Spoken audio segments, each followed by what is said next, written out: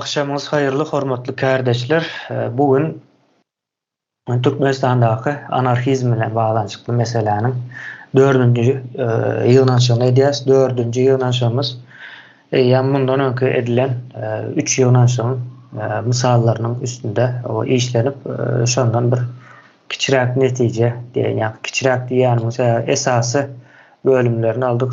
Biz bunu köpçülik bilen paýlaşýanymyz üçin bolup bildiğinden sahada tutacak bolýas. Sahada bir ýagdaýda we çylşyrymly taraplaryndan dilden aýdyp geçýäs. Desä okumaly hem çylşyrymly bolsa ýa-ni köp adam üns bermän biler ýa-da düşünmän biler. İkisi başga zat, ýa-ni okap düşünmek bilen diňläp düşünmek ikisi aýra teng bolan üçin ýazgylary sahada tutacak bolýas. Köpüsini dilden aýtmany synanýasda. Indi bundan öňkü 3 ýığınanşyň netijesinde şeýle bir howplar, ýa-ni Türkmenistanyň halkyna awanýan esas howplar ortağa çykýar. Bu geňişledip bilinler indiki ýığınanşyga çelli. Türkmenistanda her bir adamyň, ýa-ni bir adam däl, her bir adam ýa-da tutuş jemgyýetiň üstüne awanýan howplar, jan howpy. Soň jan saglyk howpy, geljek howpy, mertebe howpy, ekonomik howplar. Ýokarda azalan esas howplar sebäpli Türkmenistanyň bar boluş howpy ortağa çykýar. Bar boluş howpynyň ýüze çykmagy bilen halkyň gowranmagy üçin we ýurdun dowamaty üçin gerekli bolan mümkinçilikleriň döredilmegi we öňüniň açylmagy zerur. Ýani şeýle bir kiçiräk bir karara gelmeli bolýasda. Indi bu karary dogry ýalňyşmy üstünde işläp birazrak indiki ýygnaşymyza çelli bir anykrak ýagdaýa geler ýaly etmäne synanýarys bugün. Indi men muny birazrak açaýyn şu ýazgyny. Indi bu taýdaky okan 5 madda bar. Jan howpy, jan saglyk howpy, geljek howpy, mertebe howpy, ekonomik howpy meseleleri. Bular bir jemgyýetiň nemesindäki esasy hukuk maddalary. Bunu geňişledip bolýar, köpeldip bolýar.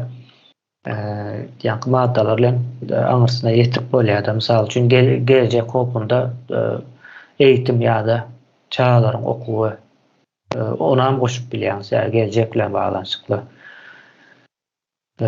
Soňra mertebe howpy bar.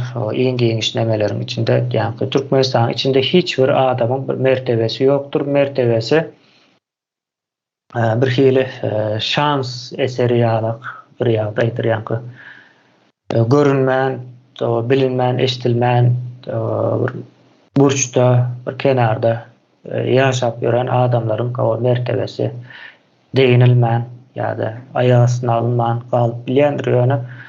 Ağırlıklı Türkmenistan'da her bir adamın mertebesi ayağı alınıyor, depelenýär. Olardan da bir ve esası misalı tökmettir. Türkmenistan'da tökmet medeniyeti vardır. Bu tökmet medeniyeten devlet deyip, koşa tırnak içinde devlet deyip adlandırılan gurama arkalamalaştırılıyor ya da şu guramanın öz nemesi maksatnamız şeýle bolupdur, görünýän zat. Ýani bir adam etmediği iş boýunça töhmet atylyp ýa-ni türmelerde ýa-da başga zatlarda ýa-da bar elinden pulunu alıp ýa-da maşgalasyny darar ýalyk derejesine getirip bilýärler de töhmet atyp. Baraz bu zatlaryň hemmesi ekonomik howpa getirýär ýa-da ekonomik howp şu zatlara sebäp bolup bilýär. İki taraplaryň gatnaşygy bar bu meselede. Indi bir jemgyýetde ýaşaýan agzalarynyň, ýani şahslaryň bir ekonomik derejesi bolmalydyr. Şu ekonomik derejesi belli bir mukdaryň üstünde bolmasa, şo ýurda ne demokratiýa, ne kanun, ne adalet, hiç bir zat gelýän däldir. Yine şol sebäplen Türkmenistanyň bar boluş howpy bar. Ýani Türkmenistan näme diýmek bolýar? Türkmenistan ertir bolman biler. Bunun içine gelecek howpynyň içine su meselesini goşalyň. bir 6 yıl 7 yıldan soň Türkmenistana gaty uly bir suw meselesi boljak we şu bilen bar ýöne şu günki hiç zat bolup galjakdy 6-7 ýyldan soň. Ýöne şonu şu wagtdan çözüp başlanmaly. Şu wagtdan çözülüp başlanmagy üçin hem Türkmenistanyň o täze ýa-ni bir öwrülüşik geçirip, revolýusiýa geçirip, o täze bir dolandyrşyga, täze bir ideologiýa we täze reformalara eýe bolmagy gerekli. Ne şeýle bir ýagdaý bar Türkmenistanyň bar boluş hopy gaty näme uç nokatda indi. Ýa bundan soň ýokarysy ýok, bundan soň diňe weýran bolmalydyr. Eger wagtynda öňüne geçilmese. Indi öňüne geçilmeli meselesine gelinende, öňüne nädip geçilmeli? Birinciden halkyň öňüne açmalydyr. Ýa halky bir raýat derejesine düşüripdirler. Ýani goýun sürüsü ýagdaýyna getiripdirler. Indi bu näme ziýan edýär? Ne bolýan zatlar bardyr. Ýa aklyň daşyndadyr. Açaçan töhmetdir. Ýa pagon goparma meselesi açaçan. Kamera bolmasa da hatda aýdaly şol adam bir Allah'a inanmayan bolsa da şo zat edilmejek bir zat da adamyň ýa-ni öz nemesi var da. Hem öz mertebesi bolmaly hem bir ýa-ni köpçüligiň içinde ýaşaýan. Bugün ol goparyp birine tökmedi atan olsa, ertesi gün başka bir ondan beter zat edecek ona. Yine bu zatlar göz önüne tutulmalı. Demek Türkmenistanyň ahlak guruluşy düýünden çöküpdir. Arkaýyny goparyp bilýär. Bulam yine şu ýagdaýyň köpsinde adamlar, halk özüni gorap bilenok, özüni goramasy üçin käbir misallar we düşündürüş işleri gerekli. Biz hem onu ýa köp wagtdan beri edip gelýär we gaty uly täsir edýär jemgyýetimize. Ýani öňüni açma meselesi şeýlere. Ondan soň Türkmenistanyň dowamaty meselesi var. Dowamat meselesi hem ýene ýanky nemäni birazrak başgaça sözler bilen aýdaýyn. Ýene suw meselesiniň çözülüp bilinmejegi ýaly. Ýanky pikirlerim Türkmenistanda suw kanallary ýa-da derya, uýu hemme zat weýran bolup ýok bolup gitjek. Edil şonuň ýaly Türkmenistanyň jemgyýeti we halky ýok ediljek bolupdyr. Am deryanyň ýa-da Aral dengiziniň ýok edilişi ýaly ýa-ni orslar ýok etdi. O Türkmen jemgyýetine o şeýdip ýok etjek bolýarlar. Ýene-de orslar bar bunyň arkasynda, ýani raşizm bar. Ve Türkmenistanyň dowamaty şo raşizm sebäpli howp astynda. Türkmenistan howp astynda bolanlygy üçin gönden-göne halkam howp astynda bolýar. Şonuň indi şu ýagdaýyň içinden çykmaly. O çykmak üçin hem halka bir mümkinçilik töredilmeli. Halkyň öňe açylmaly. Bugünkü nemämiz o şondan ibaret. Kardeşler, o misallarymyzy alyp bilersiz. Indi bu taýdaky soralmaly sorak halkyň o öňüne nädip açylmaly? O Türkmenistanyň o dowamaty gelmese näme bolar? Ýene bu zatlar belläp bilersiz. Konstruktiw bolmasy üçin bugünkü ýöneşigimiziň. Ondan soň ýanky awanyan howplary, o goşmaça başga da nemeler bar bolsa olary o gurrun edip bilersiz. Ýöne biz ýanky aýdyşymyz ýaly bolup bildiňçe o sada formatda tutjak bolýar ýazgy nemämizi. Dilden çylşyrymly edip aýdyp bilersiz. Iň soňunda bu aýdan zatlarymyz ýene-de gysgaltylyp ileride bizim web sahypamyzda görkeziljek. O söz almak isleyen kardeşlerimiz söz alıp bilerler. O söz sizde. 5 minut wagtyňyz bardyr. O sözü ýeňiş kardeşimize berýän. Sağ olun. Men şu gelecek howpy hakynda bir aýdasym gelýär. Bu neçenli nemeden aýdaýyn. Meselen men ýurtdan çykam 2019-njy ýylda. Ýurtdan çykypdym. Indi şu wagt 2019-njy ýyly men häzir şu gün gödegime getirsem şuňky günden 2019-njy ýyl näme de bolsa gowdy. Yani 2019-njy ýyldan 2017-nji ýyl gowdy. Ýa-da 15-nji ýylam gowdy kim? Ýoş emma bäri gaýtdygymyzça gitdigiçe erwetleşip gelýär. Yani gelecek nemesi bizim geleceğimiz yaşadığımızsa erwetleşip barýar, hiç ýyly bir gowy bir zat bolanok. Yani bir täzelik çykanok, gowy birden açılıp gidiberenok türkmenleriň ýagdaýy. Hem üstesine de yurt daşyna çykma höwesi adamlarda has köpürleýän, ýurdun içinde galma höwesi däl, ýurdun içinde bir zat gowy bolar, ýa ýene bir ýyl ýaşasam, ýa ýene bir 2 ýyldan şeýle zatlar boljak diýen ýaly bir höwes ýok, onuň tersine yurt daşyna çykma höwesi has artdy. Indi buňa garamazdan yurt daşyna çykma höwesiniň artmagyna garamazdan daşky siýasatlar, daşary ýurtlaryň ýagdaýlaram bizim türkmenlerimiziň ýagdaýyna görä däl, tersine bolup bakdy ýani. Öň ýurdun içi erwet bolsa, indi ýurdun daşam erwetleşdi.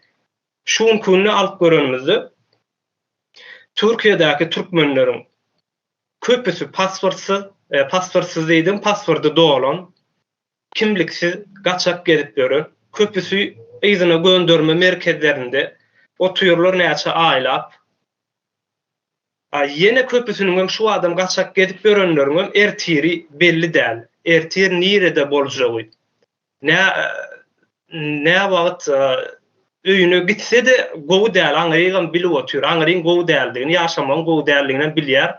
Sebäbi baran adamlar wägerip ýerine çykgaýdýarlar. Ýaşaýyş şariýaly ýer däl. Bu ýerde de bundan öň aýdaly meselem 2020-njy ýyl, 2019-njy ýylda birazjyk şanslar bardy. Ýewropa taraplarına da çykyp bilmek. Çünki ellerine pasportlar dolmadyk ýa-da o taraplar bilen biraz neme bardy, geçelgen mümkinçilikler bardy ýöne. Daşky siýasatlaryň, daşky ýagdaýlaryň birden bir ýylyň içinde üýtgenmegi sebäpli ähli gapylar ýapyldy. Häzir türkmen pasportyny eliňe alyp hiç bir ýere gidip bilenok. Mümkin däl gitmeklik. Çünki türkmen pasportynyň awraýy bütün dünýäde gaçdy. Bu da bizim türkmenlerimiziň geleceğiniň hopy. Ýene de bir gelecek hopunyň awanyan ýene bir nemes var. Men adaty nemeler hakynda aýtmak isleýän, adamlar hakynda has neme bolar ýani. Bu neçenli şu zatlar, şu kynçylyklar bolmanka yurt daşyndaky türkmenler arkaýyn rahat işläp gördüler. Öýe gitmek, ýurduna gitmek aladasy ýokdy ýa-da maşgalasynyň onu getirme aladasy ýokdy. Çünkü bärden pul gidýärdi. Yani her ýylda 2 milyard dollar Türkmenistanyň içine pul barýardy. Ve o ýerdäki söwda edýän dükanlar, magazynlar, guruluşyk haritlaryny satýanlar bir pul gazanýardy. Üstüne o ýerdäki işsiz ýatan adamlar hem usso ýene bir zat guruluşy işlerine işläp, olaram pul gazanýardy. Çünkü ýylda 2 milyard dollar az pul däl. Ýurdun içine gidip durdy. Ve içindekiler rahat diýip hiç ýurdu. Yurt nähilli diýip sorasaň gaty gowy diýerdiler. Indi bu ýagdaýam üýtgedi, ýani munça adam zewran bolup galy we ýurdun içine dönküý diýen pullar gitjekler.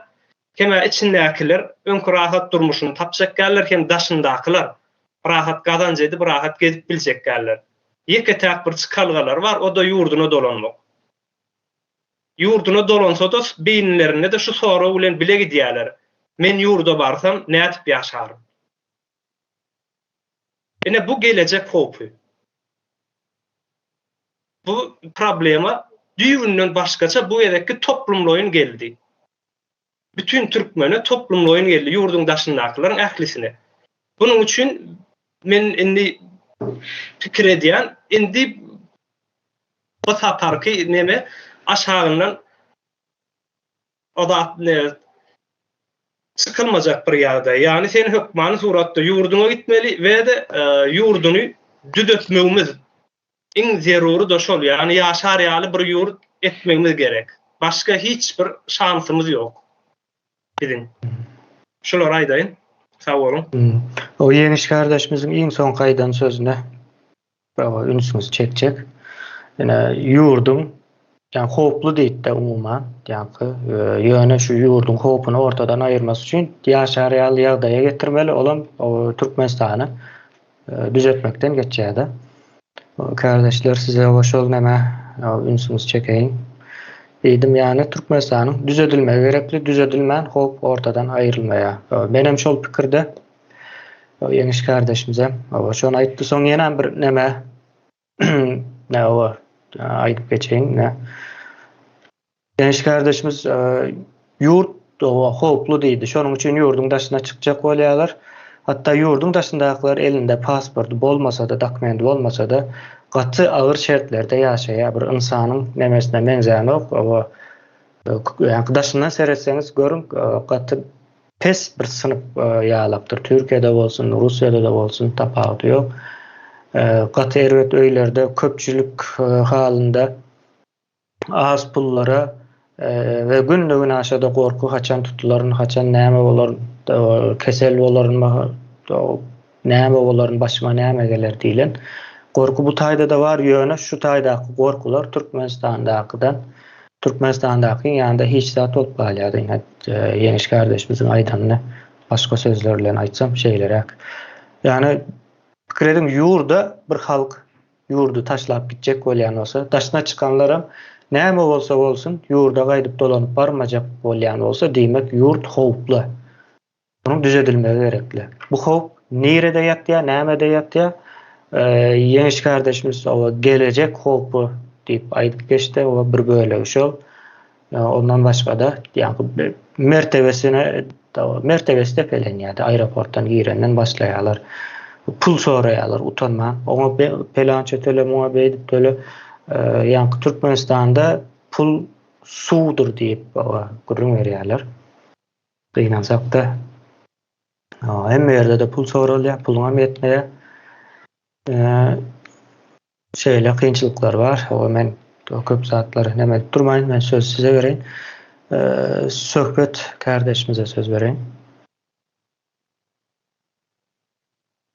Oğlum Türkmenistan'da garaşsyzlygyny alan berdiýip aýtsak bolar, ýa-ni şey diýip aýtsak kasko bolar sebäbi. Ondan öňüm dowam edip gelýän bir nemeler var da, ondan soň hasko görnüp başlady. Hakikatlary gizlemek diýilen bir nemesi var. Şu döwlet derejesinde. Hakikatlary yüzleşip bilýän adamyň, insan çağasynyň, ya sen adam bolsaň gözüňe görnüp duran, ya %100 bolup duran hakikatlary gizlemek diýilen bir metotlary var. Döwlet derejesinde alyp barýarlar onu. Bütün hökümet boýunça. Hökümetiň özü duruşuny şoň üstüne gurulan ve şoň üstünden döwleti ýöretjek bolýarlar, dolandyrjak bolýarlar. Olum näme derejede başa barýar, onu görüp özümüz bilen analiz edip. Ýöne sen döwlet hakykatda döwlet şekilde işleýän bolsa, ösen döwletler bilen deň hatarda döwlet kuruluşyny dolandyrýan bolsa döwletiňe, bu döwlete öňünden gelip biljek howplar ýa halka awanýan, halkyň başyna gelip biljek howplar öňünden görýän goramalar bolmaly döwletiň içinde. Ýani gynansak da häzirki wagtda Türkmenistanyň içinde şu zatlar ýok. Bu zatlaryny halk diline getirýän, halk istemesini asuda asman paragat durmuş, uruş ýok, söwüş ýok, näse diýse diýebersin. Ya her gün yatandan turanına tapağı yok. Saatde, sekundda gaytala versin. İnsanı hakikatle yüzleşmeli ol. Yani gidecek yeri yok. Ve hakikatle yüzleşen vakti şu hakikatler diline getirmemeliği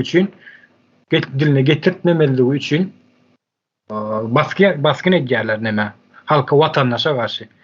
Yani şu hakikatler dile getiriyor vatandaşlara karşı baskın edýärler. Baskın etmeklerinin sebebi yani hakikatlar gizlemek prosedurası bütün döwlet derejesinde alınıp barýanlygynyň bir görnüşi. Ve halk hakikatdan uzaklaşdyrýarlar. Ne üçin şu zatlar aýdan oklar. Döwlet telewizionyasynda şu halkyň başyna geljek howplary, ya döwletiň başyna gelip biljek howplar ne üçin aýdan oklar. Ne üçin biz aýtmaly? Yani su meselesinde döwletiň başyna awan ýa su meselesi var da, yani arada Türkmenistan'ın goşadırlar içinde hökümeti bilen Özbekistan'ın bilen Tajikistan'ın prezidentleri hökümeti diýenler ýani Gurbanguly Berdimuhammed bilen gepleşik geçirdi prezidentler, 3 prezident. Şu näme sebäpden gepleşik geçirecekdiklerini aýdyp geçdiler elbetde ýöne şu arka tarafyn näme üçin gurrun bermediler. Yani, o tarafam var. Ve ýanky ýeňiş aýtyp geçdi de elbetde döwlet derejesinde ýurtdaşyna akyn edildi. Halk ýanky öbür zatlary işlemek üçin, gazanmak üçin, maşgalatyny eklemek üçin ýurtdaşyny işlemeni sıkýar. Ýöne şu halkyň kärli hünärli däligini ýa şu halka bu dünýä standardyny kär hünär öwretmeli barada näme üçin näme aýdan oklar, ýani halky bilkasdaýyn bilimsizleşdirýärler, bilkasdaýyn hünersizleşdirýärler. Näme sebäpden edýärler buny? Yani biz sen döwlet bolýan bolsaň bu zatlary öňünden görüp bilmegiň gerekli. Ya gysgaça şunu aýdaýyn. Soň üstüne ýetirer. Söhbet kardeşimiz Türkmenistan'ın bir kanun hükümeti yurt için hoplu diýdi, men şoňa düşündüm. Yani bular yine gidip maslahat edýärler, eýdýär ýöne netije berenok, edýän zatlaryna aýdan oklar. Yani gizlen bir işler edýär. Belki gidip ýygyna edip Türkmenistan'ın karşısına bir ýygyna eden bolmaklary mümkin-de. Her ýygnaklaryndan soň, her edýän işlerinden soň Türkmenistan has da agyr ýagdaýa düşýär. Diýmek, bular kimler bilen ýygyna etseler hem Türkmenistan'ın karşısına edýän bolmalylar. O söze Miwe kardeşimize bereýin.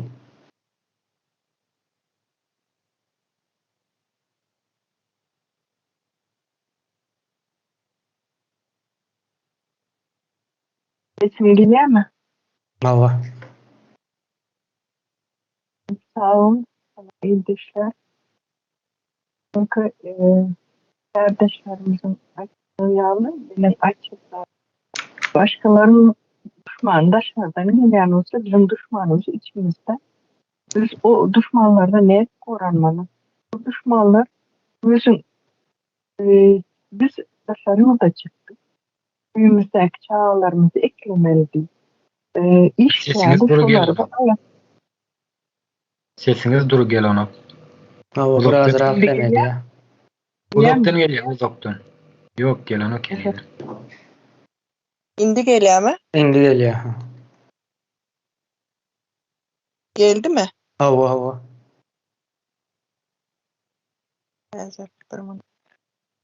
İndi geldi mi? Gelýär, gelip dur. Sesiniz şimdi bu geliyor. Biz dışarı çıktık. Çağalarımızı kimlere taşlap kaçtık. Anlatıda bizim çağalarımızı her bir zat üçün döwletmen diýen adamlar öz yurdumuzda alıp barıp gözüne bakıp şu polisiýa işgärleri gürlemesen häzir 2 sany şahyat tapýan türmeden gözüňi açaryn. Dip gürleşýärler. Döwlet mi indi bu? Ya olmasa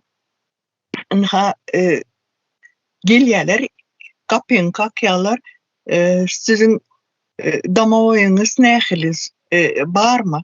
Ya olmasa proýektiňiz barmy? Ina aýdyşyň ýaly näme gazdan geldim. Hani sizin nämeňiz? Uçoçuňyzy barlaly. Bunu istedik zaman yapıp bilýär. Mysal üçin hakykatdy gizleýärler. Bizde aptupan oldu. Hemmäňizin habaryňyz var. Mysal üçin şu wagtda döwlet bize kömek etdi mi? Döwlet kömek etmek aňrak dursun.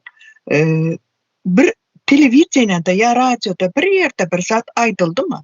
Näçe adamlar ýogalyp gitdi, näçe adamlaryň öýleri haraba boldu.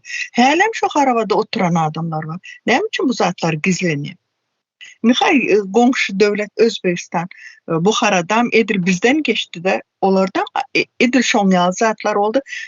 Telewiziýada olaryň nämesi prezidenti gelip dimdik durup ünlüleri körpe düşek gazan nahar pişirip adamlar nämetde näme üçin bizimkiler hiç ýerde aýdyp geçen ýok. Ine döwlet bar olsa şu zatlar edilýärmi? Edilen o. Indi aýdylmazlygy aslında şu ýurda we halka garşy bir näme siýasat bolýar. Aýtmaýan bolsalar Şunu aýdýanda bizim düşmanımız bizim içimizde. Misal üçin 1 ýyl bundan öň TikTok'a bir maşinda gonka koýulan adamy näçe kişi bolsa toplap al gidip 10 gün türmäge basmak näme demek? Soňra 1 ay 10 gün maşinini elinde tutýarlar. Maşinini beren ýoklar. Näme maşynyň pulunu töledim olar. Bular döwlet mi? Döwlet däl. Gaýtan bizim öýümizdeklere baskı yapýarlar. Ýokardan bizim çağalarımıza, bizim maşgalalarımıza baskı var. Kaput biz yurdun daşına çıktık. Bizim çağalarımız onların elinde rehin alınan ýaly. Plenni. Bize de şoların arkası bilen baskı etjek bolýarlar. Biz dogruları aýdýas. Biz kimi bolan zat aýdýas. Yalan gep toslap çıkaramyz-a. Eğer şolar döwlet bolsa, şu bizim aýdanlarymızdan birazajyk näme etmeli? Çağalarımıza yeňillik etmeli. Gün-günden hemme zat gymmatlaşyp barýar. Haýan bir kärdeşimiz aýdyp geçdi, ýeňiş aýtdymy diýmen? Ya ýalňyşamy? Näme?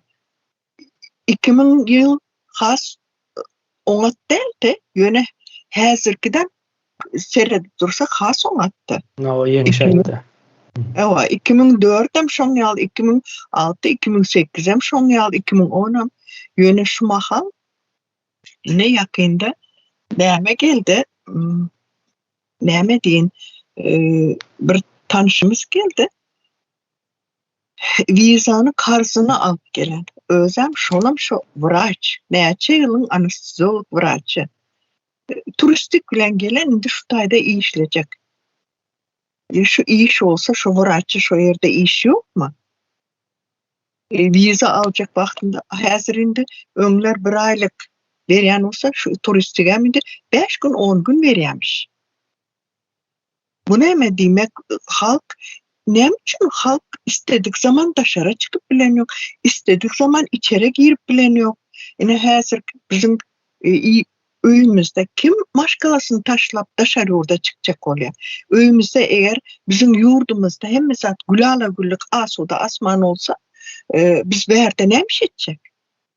Ine kaçak duruma düşenler şu tutulmajak bolýarlar ki barandan soň Türkmenistanda şu özlerine garantiya ýok ýaşajağına. O çağalaryny ayakta tutup bilmek üçin şu taýlarda süplenip ýörler. Şunu aýdaýyn diýdim. Mawa sağ olun. Sözü Merdan kardeşimize bereýin.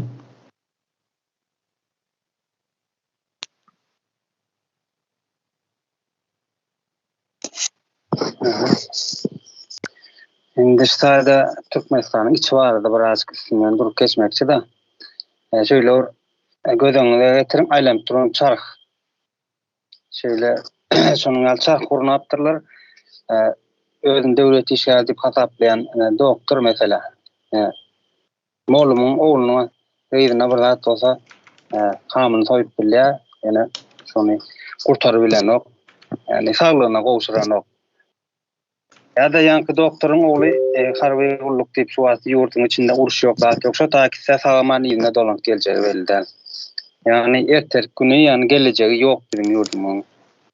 Bildiňe halkyň içine däl özüne hökümete hyrmat etdirip duran ýaşaýjylar bardyr, onuňa da değişli. Indi men diýjek bolan adam halk ýaşaýjy yani düşünjesinden çykmaly, özüni boynun bükmäni besetmeli, oňurgasyny dikeltmeli.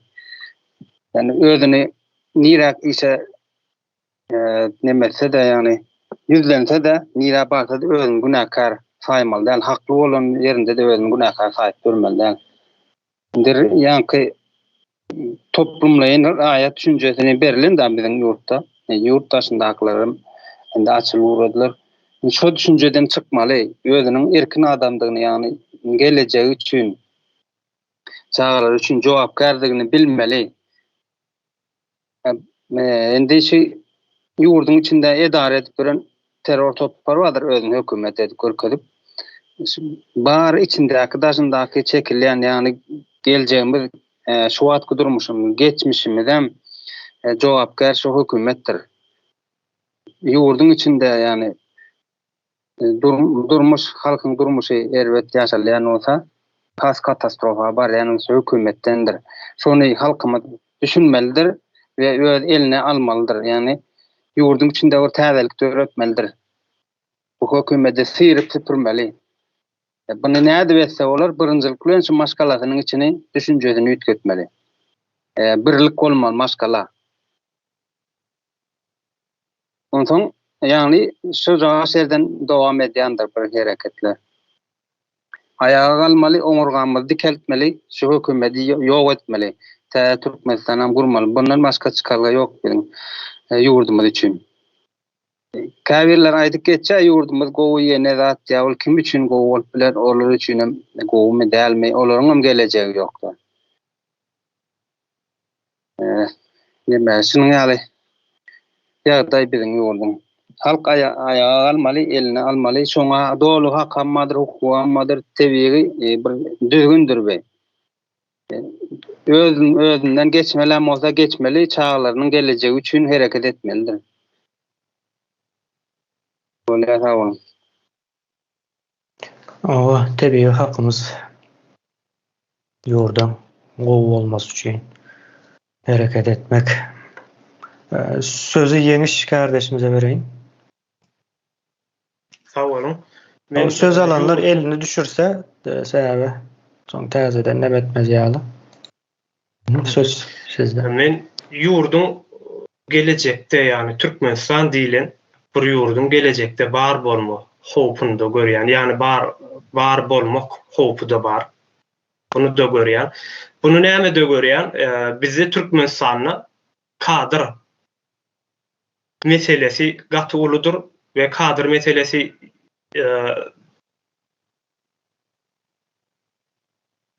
çözülmeli bir meseledir.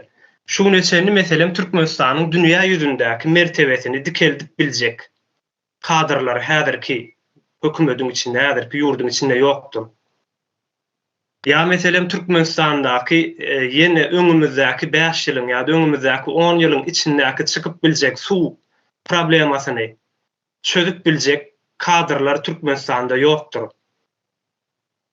Hemem şu wagt ýurtda näme üçin tölegsiz hünär öwredýän okuw jaýlary, okuw yerleri ýok. Tölegsiz hünär öwredýän okuw yerleri, ýani başga ýurtlarda bar, ösen yerlerde.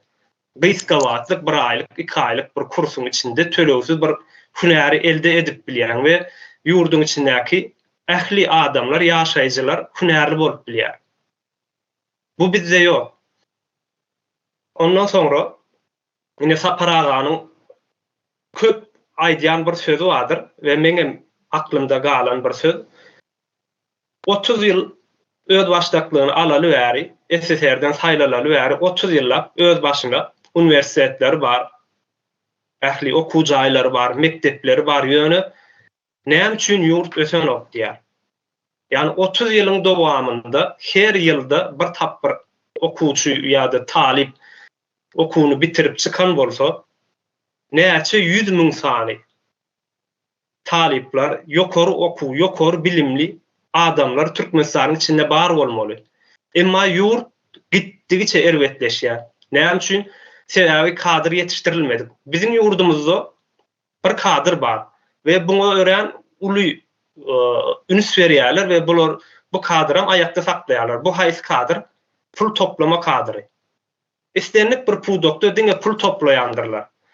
Milisiýesi bolsun, edaralardaky ýaňy aýdylyk geçil gaz edaradakylar halkyň içinden pul toplaýar, nalogy pul toplaýar, doktorlary, wraçlar, medisina tarapyndan pul toplaýar, uniwersitet muallimlary hünär öwretmeli yerlerde ýa-da bilim berilýän pudoklarda hemmesinde pul toplanýar, ýöne berilen o. Professorlar, doktorlar, bilim adamlary Türkmenistanda ýokdur. Türkmenistanyň geleceği üçin meselem Aşgabatda yer titreme boljakmyş. Açan boljaklygy barada araşdyryp analiz edip ve onam ekrana halk köpçülüğüne yetiren bir Türkmen boldumy? Bolmady. Çünkü yok bunu bilmek üçin. Bu demek näme bolýar? Türkmenistan döwletiniň ýa-da Türkmenistan diýilen bir ýurdun gelejekdäki bar bolma howpy bar. Ve bunun da çözümü yine de yani Serdar kardeşimiz de maydıp geçti. Başka bir çözümümüz yok. Yeketek bir çözümümüz var. Halkın yurdu eye çıkması. İstendik yol bilen. Büyücül onu.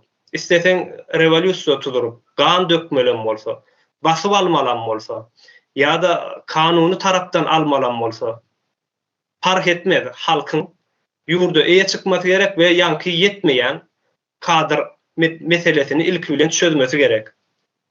İşte Türkmenistan içinde yetişenleri häzirki de yok, yurtdaşından getirmelen bolsa, bu meseleleri çözmemiz gerek. Sözüm cemledim.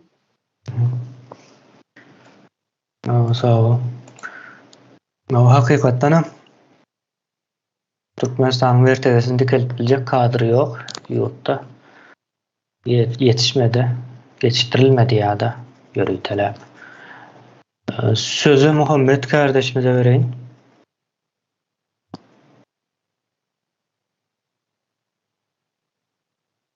Sağ olun. Şu yerde şunlar mesele var da awanyan hop diýär aslında awanyan hop derlerim şunu neme diýem bolýar. Dowam edip duran has erwetlige tarap etbatçylyğa tarap alyp barýan bir hopumuz var häzir. Hemme tarapdaýyn. Adam hukuklary bolsun, mertebesi bolsun, ondan soň saglyk bolsun ýa-da geljekki nesilleriň ýagdaýy hemmeden hop aslında ullakan hop.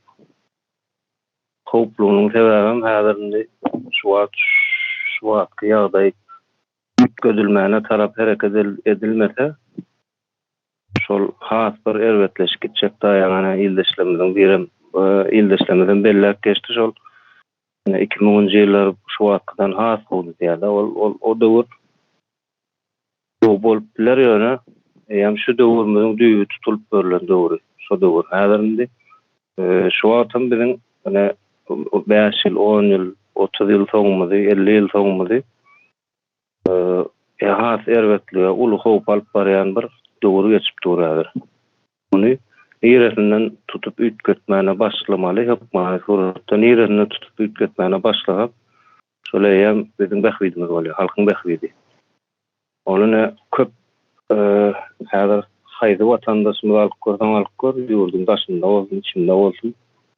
Watan mukaddesdir diýip bir söz bar da, kilişe diýeli ona, türkçeýdan da. Şonu her kim doğru diýip tasdiklap biler. Häzir mukaddesin bizim düşünýän manymyzda mukaddeslik nähilidir? Bolmaly nähilidir? Geçmişiň bardyr, gowy taryhyň bardyr. Ondan soň şu wagtky günüň gowudur, bir adamyň ömrü garantiýadyr. Hemme tarapdaýyn ýokary derejede ýaşaýyş üçin geljekki nesilleriniň durmuşy garantiýa altyna alynandyr. Şo ýagdaýda belki mukaddes bolup bilýär. Ýöne gertiriň ýa-da niýeden çykjaň belli däl ýer türmeden çykjakmy ýa ýurdun daşynda bir ýerlerde ölüp galjakmy şoň ýaly bir näberli ýagdaýda ýaşaryp ýokhaýam taýda mukaddesligiň bir manysy galan ok men fikrimçe. Onuň üçin häzir şu wagtky ýagdaý görülmeli, düşünülmeli, şuna dogry düşünülmeli, şunu ütkemese hani neme diýip pikir etmeliler, ana ýene bir prezident ýa-da gowlaşar, ýok. Bu gelýän prezidentler hemmesem halk getiren oglary şolaryň arkasynda güýçler getirýär, garanklykda oturan, görünmän oturan güýçler getirýär. Olar ýaly halkyň içinde de kän, şolar ýaly adamlardan döreýär şu wagtky biziň başymyza ýela oturan hökümet. Olar üçin bir watan mukaddeslik diýen bir zat ýok. Olar Türkmenler aýdýar, derýaňa ýüzem bir bäri ýüzem diýär. Şolar ýaly adamlar. Erteki gün olar niýede ýaşasa da watanym diýip bir ejir çekçek gadetçe adamlar däl hiç gaýdam ýaşap ömrüni ötürýär, ýene de bolan halka bolýar. Şoň üçin halk düşünmeli, şundan beýle düşünjek bolmaly. Şu howplar awanýan howplar görmeli. Şu düzeltmäne tarap hereket etjek bolmaly. Aýtjağım şular, sag bolun. Sağ ol. O garanqlykda oturan güýçler hem esasy oyunçularyň biri Türkmenistanyň howp meselesinde. Sözü Şöhrat kardeşimize berýän. Men şol 30 gün içinde her yollar bilen adamlar, iş adamlar vardı, birazcık bir çok oraya. İş dünyasında gördüm. 30 gün içinde Türkmenistan'da bayağıdan mesela ya bu kazan kelmiş işte bilen adam bolmaly. O çıktı içinde hiç zaman bir adam olmalı. Neft yatan, yet olmalı ya başka bir adam. Yani nesilden alan bir bağlı. O rahatlık hiç aytamıyor. Ne için ya? Özel yurtlarda boldu ne oldu? Yani, üçüncü nesilde devletimizle aslında kalan alın dağıtları almalım ya. Yöne, şimdi öz nesleme nämle garant berilýär? Mesela bir döwlet yerlik gelecekde döwlet sistemi guruldy. Mesela şahana şu döwletden garant berýär. Orta bilim, tatar hizmetler, denşetli ahladymlar, denşetli hizmetler berilýär garant berýär döwlet bolanda. Mal, mülk dünýäniň istendik ýerinde mesela Türkmen bolup, Türkmen diýen bolan ya Türkmen ortada dolup, ortada bolsa, orsan bolýar. Şolaryň etýän işlerini ya şolaryň işleýän yerlerinde aýrylýan ýa-da haýır mamul kalan. Şoňa 30 gün içinde men görmedim. Falan näde olsa mesela Türkmen var derdi mesela bayram az dedi ya. Murat Bey dedi ve şunları yani tüccar bayağılar işitleyen adamlar. Tersine bizde işitleyen adamların ya aşağılar ya da yerler her türlü yollarla. Eğer işitleyen adamlardan tüccaret dağının olur başka yollardan tüccaret ederler. Tabağı yok. Yerlet olsun, bu olsun. Yani o etken adam olarak ödnek için. Yani şu etken adam ödnek için neslini garan der. Hiç oraya oldu. Üçüncü nesile getirilen o. Kızıklan görsen olur. Bak seyrek. O maşkara olup 4-5 nesile galyan, mülk. Bak seyrek. Yani devlet derecesinde mesela devlet oldu. Sistema devlet kuruldu, şu garant verildi. Çağa, hukman, surat, adam sikili aşamanı, okumanı, ne öğrenmanı. Kıysa çayçak olanın devlet sisteması olurdu. Her bir adam için yaşamanı, her bir adam nesli için şek görütme için devlet verir. O demek. Evet. Herkesine sorun.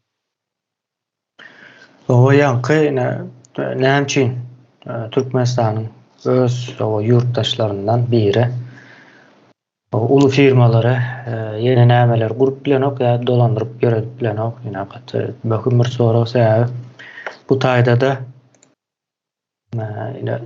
halkyň garşysynda işleýän bir sistema bar. Halkyň agzalaryna belli bir derejede bay bolmasy garaşylýar ýa-da bay diýil, aýdylyp bolsa yani garip bolmak diýeli.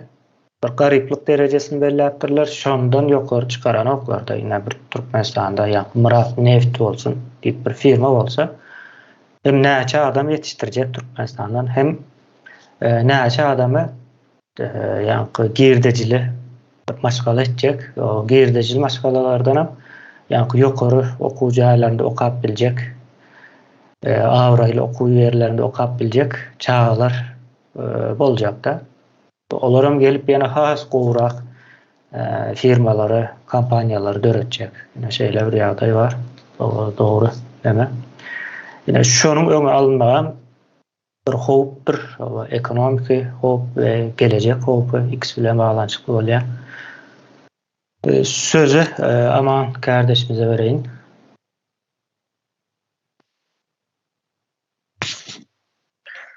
Sağ ol kemine sözlerin üçin.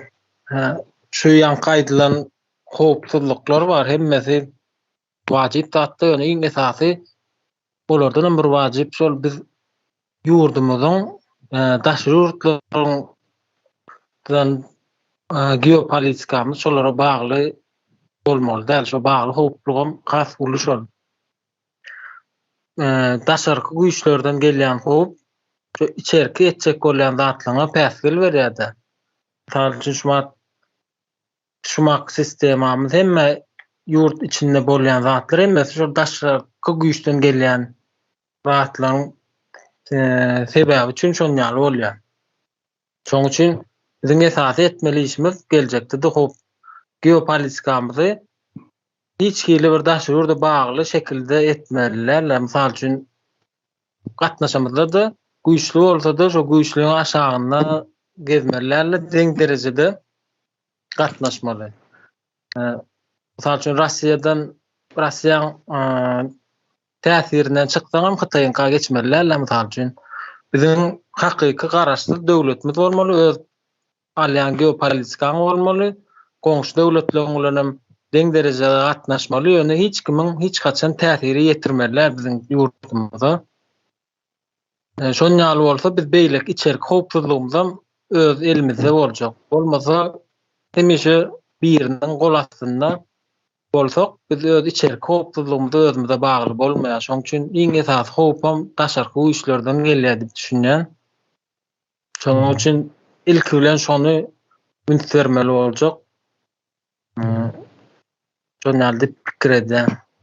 Hawa ýene bu taýynam dogry belledim. Buna öz ıhtiyarlyk meselemiz var da, yine bir garaşsızlık var, ol ayrı bir mesele, soň öz ıhtiyarlyk var ýa-da. Sovereignty ve independence diýip bir inglizçelep aýtsam, ýa-da garaşsızlyk var. Başka bir mesele, öz ıhtiyarly bolmak başka mesele. Öz ıhtiyarly bolmak, özüň öz kararlaryna, öz geleceğine karar vermek diýmekdir. Garaşsızlyk meselesi biraz başkadır. Misal üçin Afrika ýurtlary özleri karar verse de garaşsız bolman bilýär da käbir ýagdaýlarda, misal üçin ekonomik ýagdaýlarda garaşsız bolup bilen oklar şu wagta çelle. Ýani biziň garaşsızlyk meselemizi çözmek aňsat ýöne öz ıhtiyarlyk barada meselemiz ýa-ni Amanyň aýdan meselesi bolýar da geopolitikada da özümüz karar vermelidir, öz geleceğimiz, öz ornumuz barada. Diýilýär we hakykatdan hem şu wagt biziň öz ıhtiyarlygymyz ýa-ni orslaryň elinde, raşizm elinde.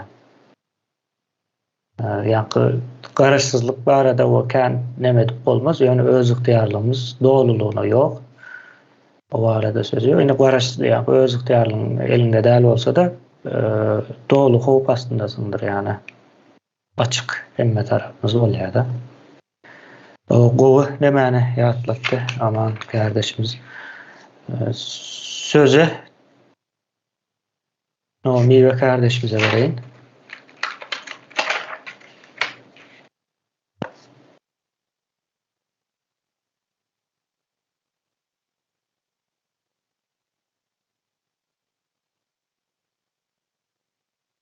Sesim bardy mı ka? O sözü Mira kardeşimize verdi.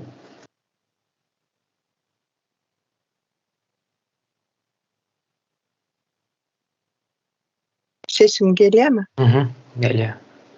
Iň berkijesini açyksadım. Näme üçin biziň pasportlarymyzy düzedip beren ýoklar? Nyhaştaýda ýurdun hem dünýäniň her ýerinden bar. Şolar pasportynyň bir problemasy bolsa konsulda şonu çözýär.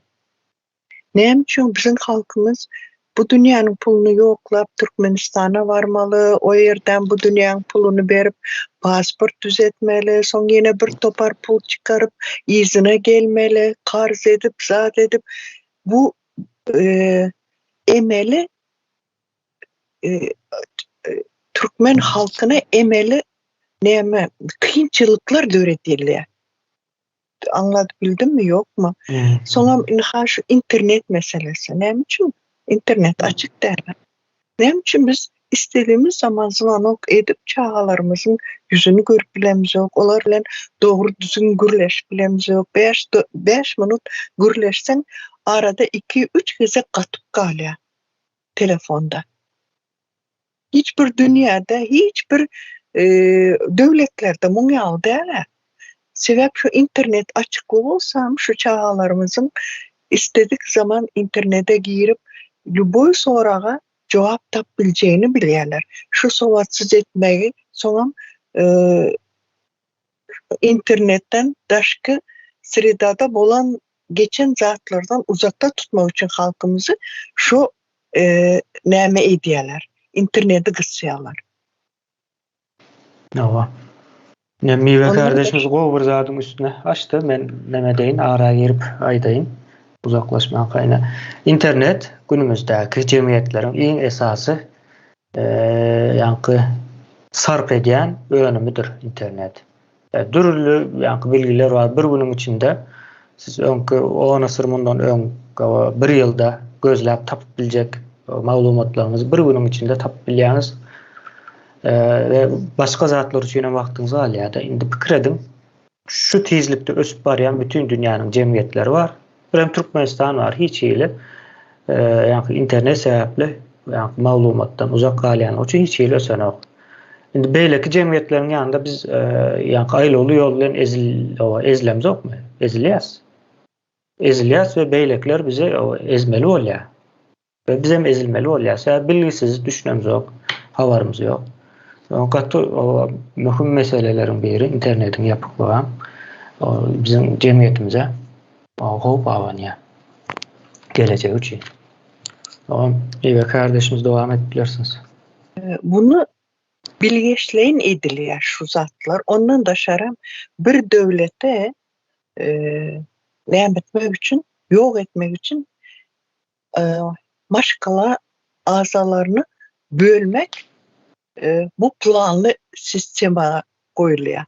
Misal üçin bir maşkalada häzir bir erheley bahtly çağalary bilen bile oturup, bile turup, bile yaşasa o maşkala sağdın kökü, damarı puhta bolýar. Ýöne bir maşkalada enesi Türk'te olup kakası bilen galan olsa ya kakası Türk'te olup enesi bilen galan olsa o çağaların bir yan tarafı boynu buruk bolýar. Mektepdem, öýdem, başka yerdem. Soň şu çağalar göni kem bolýar. Özüne göni yeten yok. İstediğini aýdyp bilen yok. Dik durup her kimin yüzüne her zada aýdyp bilen yok. Göni dok der. Ine şondan bilerek bizi şu duruma düşüren şu döwletmen diýip yurt daşına çıkmana zorlandık biz. Sebep çıkmasak alacımız yok. Kalsak çağalarımız aç kalacak. İş yok. Pulu yok. Nämiş etmeli? Şuna aýdaýyn diýdim. Sağ olun.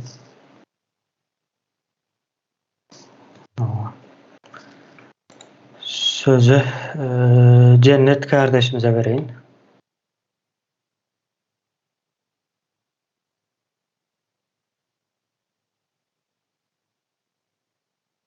Sesim geliyor mu? Salam kardeşler. Yine geçen oturuşlarımızda Türkmenistan'da kanun işlen yok. Kanun işlemese kanun yok. Kanun yok olsa da cenayet yok değildi de. Benim şu yerde üstünü yetirsem ahlakım yok diyen. Ne ahlaksızlığın büyük sebeplerini Arap kültüründen oturdulandığını merdan bilen yeniş kardeşlerimiz öz çıkışlarında ayıp geçtiler. Doğrudan bizde ahlak diyen sözün manisini düşünen yoklar. Eğer bir doğrular aytsa ona kazıyol diyorlar. Yöne şona sen ahlaklı diyemezler. Ne şu ahlak yokluğundan hiçbir edaralarım doğru düzgün işlemeyer. Bir halka da hizmet etmeyer. Asıl halkın özü ahlaksız bolan için şu zatlara yol verer. Eger ahlaklı halk bolan olsa kanun işlerdi ve mertebesi olurdu. Indi şu yerde halkın ahlaksızlığın yüzünde medeniyetlilikleri näde yol berilýändigini aýtsam, mesela Türkmenistanda internet doğru düzgün işlem yok, hatta yok. Şu işlemeyen internette de ayda töläp ýörler. Şoňa köpleşip bir kay tölemeseler beri şonu düzederdiler. Ýöne halktan ses çıkan yok, talap yok. Olara medeniyet diýerler. Günümüzde internet bilgi ve başka ahli işler için vacipdigini düşünen ahlaklı halk olan olsa muňa yol vermezdi. Sebäbi olar düşünýär köp zat ýetirjegini. Ýöne şu ahlaksızlyga da jenaýatçy toparlar mecbur eder halky. Meselem zagrant pasportlar batly problemalar edýärler. Pasport aljak bolsaň, ozal ona talon almaly. Onda da 2-3 aydan soň sıran geler. Bir topar dokument spravkalar gerek diýip gatnada durarlar. Ýöne şo ýerde $1000 berseň deri işiň bitýär. 2 hepdede de pasportyň eliňe gelir, eliň alýar. Eger para vermeseň 6 ay siz işiň biten ýok. Adamlara mecburi para vermeli bolýar. Şeýdip halkyň ahlaksızlygyndan jenaýatçy topary baýydýandygyny, olar goldaýandygyny we öz üstünden agylyk sürmesine ýol berýändigini düşünen ýoklar. Beýle misallaryň ýüzlerçesini aýdyp bileriz. Men bir özüge idarada işledim 2014-15 ýyllarda bolsa gerek. 3-4 ay aýlygymyz bermediler. İşçilerim kaçan aylığınız berýäňiz diýip sorap başladylar. Edaramız özöktany deşil olan soň başlyklarym özöklerdi. Olaram ertege diýip aldap ýördiler işçilerim. Soň gepleşip iş ýere gelmeli, ýöne iş etmeli däletdiler. Nädersiň deri bir günden aýlyklaryny getirip berdiler. Şeýdip talap bolan ýerde mertebeň dikeldip bolar. Olmasa ezer geçerler, hor görürler. Yüzlerce edaralarda beýle ahlaksızlıklar ýaşanýar. Şoň üçin hem haýsy pudagyna baksaň, çöken, batan halta salyp gidermeli. Şeýdip halkyň özüň garyplaşdy, soňam daşary ýurtlara gulçylyga giderler. Resursy baý ýurduny bir jenaýatçy topara taşlap. Ene şu problemalaryň aýbaşlysy çözümi halkymyzyň ahlaksızlygy diýip düşünýän. Sebäbi jenaýatçy toparyň ähli talaplaryny ýerine getirýärler. Şolara garşy durmagy gerek. Köçeler ara salamaly diýse de gidýärler. Aga jekmeli diýse de çäreler çykýarlar. Okuwçylar, studentler, işçileri we şoňa da sesini çykarman gidýärler. Bolmasa şolara garşy çyksalar bolýar, işlerini taşlar. Ne geçen çıkışımızda da söhbet kardeşimiz näme üçin Türkmenistanda problemalar dile getirmeýärler diýip soradı. Bunun jogaby da ahlak yok. Bunun suwudyny saparaga aýdyp geçdi. Ine paxta meselesi 1994 ýylda ýatyrylan eken. Bu ahlakly bolan bir ahlakly olan adam şu arada çıkıp aýtmandyr. Qaytan künsüklenşip, hiç sesini çıkarman, halkı paxta çıkarıp ezmeğin devam etgeliler. Bu bir ulu jenaýat. Eger ahlaklı ýolbaşçylar bolan olsa, institutlarda direktora, rektora, studentler, çäreler ýibermezdi. Mekteplerde de direktorlar, muallimler, okuwçylar sürmezdiler. Edara başlyklary, işçiler gowmazdylar paxta. Bular kürsülerini para verip geçtiler. Soň ýerden ahlak bolsun olarda. Ondan sonra leppe diýip iki bilip gullyk ederler jenaýatçy topara. Şeýdip olaryň aýakda kalmasyna golda berýärler. Halk bolsa soň garamaýak, raýat diýip atlandyrylýar. Munyň sebäpleri de halkymyzyň gulýaly düşünmegi. Özlerine bir lider gözleýärler. Birileri problemalarını çözüp berer diýip. ya da dini düşünceden Allah hemme zat görüp dur, şu günümüze şükür deyip sabır şükür edip oturmalı. Yöne halkın özü kanunduğunu, özleri problemalar çözüp bileceklerini düşünen yoklar. Bu da düşünce çerçevesinin dışına çıkmaz yağlı edilmeyi halkımızın. Yine şu yerde esas aytacak zadım, halkımızın düşünmesi için hiçbir zat özünden düzelmeyer. Devletim kanunan halktır. Şoň için öz göbeğimizi özümüz kesmelidirz. Sözümü cemledim, sağ olun. Sağ ol. Batı möhüm mesele. Benim pikir edem okdum bu taýa. Şu ýagdaýda sygyp biler diýip ahlak meselesi.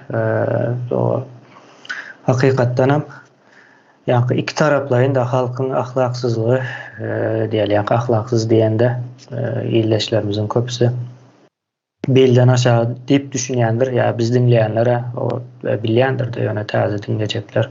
O ahlak meselesi o däldir ahlak. O doğra doğru, ýalňyşa ýalňyş diýip bilmekdir. Ýa-ni doğru edilmeli zatlary doğru edip dowam edilmeli gerekliğin yerine şonu ýalňyş etdiler de. Ýa para berip bolsa da ýol alala diýip ondan soň para vermede ýarşdylar öz aralarynda bir-biri bilen. Ýeň soňam ýa gelip düşdük şu ýagdaýa.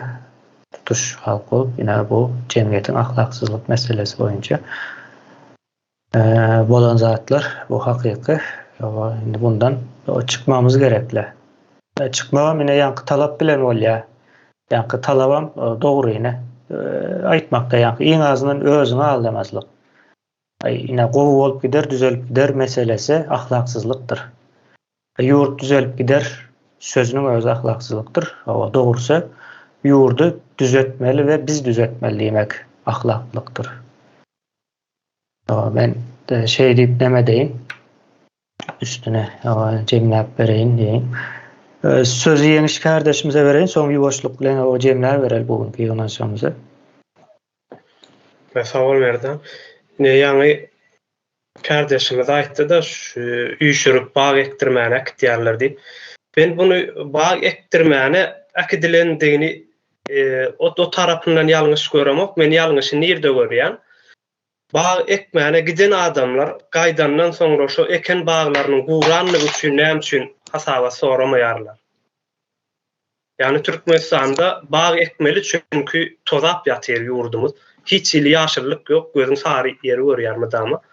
Bag ekmeli, bunu belki adamlar özleri meýletinem gidip bilerdiler. İstegleri boýunça da ýurdumyzy bir ýaşyrlyga öwreliýin diýip ekip bilerdiler ýöne. Bu ýerde ahlaksızlyk ýani jogapkärçiliksizlik tarapy ekilen baglaryň guramaklygy we bunu da şu eken adamlaryň aýdyndan hasabatyny soramaýanlygy. Bu ýerde bir ýer bet. Hem de ýene de bir mertebesiniň, biziň halkymyzyň mertebesiniň depelenýän ýeri bar. Bu da bütün halky kärinde çekler. Kärindeçi, günlükçi, aýlyk çekler. Mesela paltek gasdiýerler, buğday ekgendir, şuundur. Ýene näme ekseler hem kärindesini ekgendirler öz ýeriden. Kalpozyň ýeri, hökümetiň ýeri, ýani halkyň hiç bir zady ýok. Bu da halkyň mertebesine degmeklikleri. Ya da aýlykçy, günlükçi meselem işe gidýärler, nirde işleýär, edarada işleýär. Ya hususy şahsy bir sektorlarda iş yok diýerler, şahsy bir sektorlar ýok. Emme de hökümetiň, döwletiň edarasy. Bu da halkyň mertebesiniň aşağı ayak astyna alınmasından bir misaldyr ýani. Kärinde çetmeklikleri. Çünkü merteben galmagy üçin hem seniň öz adyňa mülküň bolsa, nähillik mertebeli bolarsyň ýa-da biriniň ýerine ekseň nähili merteben bolar. Şu ýerde jemledim men. Şonuň üçin ýurdun her bir agzasynyň, halkyň her bir agzasynyň girdejisi belli bir derejäň üstünde bolmaly, mertebesi bolar ýalak. Iqtisadiýet bilen gönden göne baglanşyklydyr mertebe meselesi.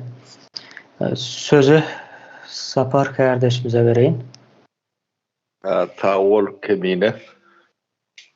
Men gidecek bir zat koşok. Köp zatlar aydırlı. Neme? İň uly janayet ya da yamanlyk sesini çıkarman edilen yamanlıklardan gelýändir. Ben şuna düşünürýärlik bir mysal getirip bereyim. Yani Sovet Soýuzy yıkıldı, plan ve sistemi yıkıldı. Totalizm memesi. O Türkmenistan'da da Gosplan deyip bir direktivni kuruluş vardı. 1994'de veya 95'te yapılmış ol ya tarihin doğru bilemem. Şu yadıma düşen nokta. Bu yapıldı demek, näme demek Gosplan o direktiv doğru. Yerlere parta planı, buğday planının berkijetine denme. Bu devletin başka devlet planı diýilen zatlar hem bejetinin yatırılığı demek. Şunu bir aylık bilýär-de. Sizde planım bolmaly, beýlekli adam bolmaly. Şu orgun ýok bolsa, özüm plan we guruluş, totalizm memesi ýykylan bolsa, bu dowam etmeden mümkin däl. Şunu iň birinji aýtmaladym. 94-nji ýylda, 93-nji ýylda aýtan ýapylan bolsa, şoň başlygy bardyr, orunbatary bardyr. İşte atlarına aýdyp berer, olun ýöne öldür bilýändir. Şolar çykyp bana beýle zat bolmaly ýa-ni bular ýapylýar diýip. Aýtsa, ýa-ni jemgyýetiň neme hükmejekde? Talaby, görüşi, onu bu golunu garaýşy, o party ýerdiýse, o ýüzekler men başga işim var diýip biljek. Men kazancym başga datdan bolup biljek. Böyle parta ekmeğin ödü Türkmenistan için cenayet diýelim. Yanlış olmaýar. Hakiki cenayet. Hem tebigatyny da aýarlayan, ýetiliňi da aýarlayan, alyan giýrejiňem ýok. Partadan bir zat alan bolsalar, 30 ýylyň içinde şunu aýtmaly adamlar bardy. Ama olara da degişilýän, tezin çykarman edilýän janayet iň uly janayetdir. Ya da iň uly janayetler tezin çykarman edilýändir. Sessiz adamlar bardyr, gürlemeýän. Ondan günäkär däl diýip biljek nemeleri var da, planlar var mı kellelerini şolar ýalak. Ine şu rahatlary tezin çykarman ýörün. Ya biziň iýleşlenmez Türkmenistanyň şuny yetmesine, Türkmen jemgyýetiniň şol ýarak şu derejede tolmasyna, dargamasyna şol adamdan gatyly goşandy bardyr. Şolaňam atlaryny aýtmalysyňyz. Ýeken. O sebebi her zadyň aňyrtynda bir zat bardyr. Ya şahs adam bardyr. Aman, gurban, berdi, durdy. Muhammed sen tezin çıkarmanın bilen ter günäkär dälilen neme ýok. O jenaýetyň möşwörüni indi gödegine getirip görüň. Türkmenistanyna parta ekilýär. Şu parta ekilip getirilen diýany 50 ýylyna öwründe bolup bilmeýän. O käbirdatlara düýünün bolup bilmeýär. Aral köýünü dikeltip biler öýdýän. Yok. Ya da yani soňsuda giden yani gaýlynyň topraklar vardır. Düzelt biler öýdýän. Yok. 100 ýyllaryny düzelt bilmeýän. Ne? Şu tezin çykarman edilýän janayetler şu. Bu böyle ýöne jemgyýetiň problemaly ýeri gaty kene. Şolaňam hem bejetli tezin çykarman edilendir. Oğru ödleýärler. Doğru ödleýärler. Ýöne problemalary gündeme çykaryan adam ýok. Yani soňky 3 ýylda problemalary entägem bir bölegi aýdyp geçýärdi. İçine girsen bu ne metkane? Çok için de tehdit evet böyle iyileşlemdi de. Mesaj yeme olsun nip. Seslenme. O. Bu kulüp ya sesin çıkarmanına geçiştirirler diyen demeden. O. Atar kayın olun. Fizik cedayetin belki de bu at gördiyen, adı tutulayan adamlardan müngette kendir. Müngette. Hiç adetmediğim olsanız, cüyünde beşmen talmadığım olsanız. Ben şu, yani, kıyılan bir ayette ahlak var adam, yani. Şu zatlara, değişli zatlar. Doğru ayeteceğimiz. Ahlak yok yerde kanunu işlep bilenlerdir, düzgüne mi işlep bilenlerdir. Anırdan gelen medeniyetin mi işlep bilenlerdir. Deyip desturunu mu işlep bilenlerdir. Hem de zaten tütünlü demetinde ahlak vardır. Bollum ben sağ olun. Sağ olun. O kardeşler, onda bugünkü yığınanşığımızı şu taýda jemleýäs. Indiki yığınanşykda bir ses verilişige gitmem mümkinçiligimiz var ýagdaýymız bolup biler.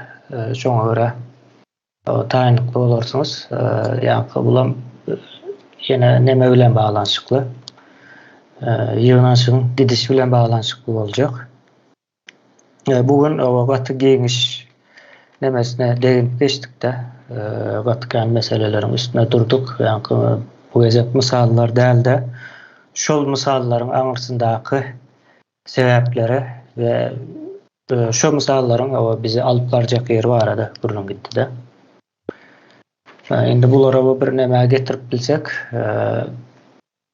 akçam bir tekst ýagdaýyna öňümüzdäki nämede ýygnaşykda ses verilişige gidip bileriz. O Türkmenistanda howpun hakykatdan bardygyny we şol sebäplen howpun öňe alınmaly. Eger öňe alınmasa bolanok we şoňa değişli näme gerek bolsa, näme etmeli bolsa edilmeli diýilen bir netijeye gelinmeli bolar. Diýilen ýaglak bir näme häzir emele geldi mende. Görnýän zat şol. Indiki ýygnaşygymyzda hazan belli bol. Kardeşler, Paul Nur kardeşimiz eline aldırdı, ona söz verip jemleýäris. Başka bir näme ýok, büýtgeşik bellemeli zat ýok häzirlikçe. Söz meni Paul Nur kardeşimize bereň, soňam izinden jemläris. Soňlandyryrys. Salam kardeşler. Başlangıç icraga dağalım.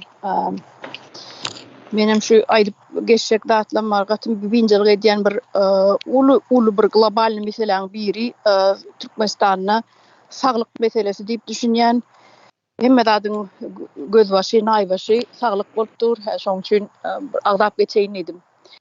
Ine Türkmenistany alias çağa doglandan başlap, şu doglan günden başlap sen enata bolup çağaňy öldürmän, yitirmän, bir keselletmän, alyrman, kemala getiren diýen garanti ýok. Senin hiç ýyly şoňa garanti berýän zat ýok. Ne hökümet tarapyndan, ne medisina işgärleri tarapyndan hiç haçan. Sen edil bagşlan grubra bolsa mal hökmünde görýärler. Sen dogran soň çağany, sen şonu sagdyn, on küsüň sagdyn yetiştirip bilerniýen bir garanti ýok. Senin yerden işe gitsen akşamary öýüňe sagaman dolanjagyň, dolanmajagyň belli däl. Çağaň dogran soň sen şonu keselletmän, öldürmän, alyrman, bir infeksiýonly keseller var, virusly keseller var.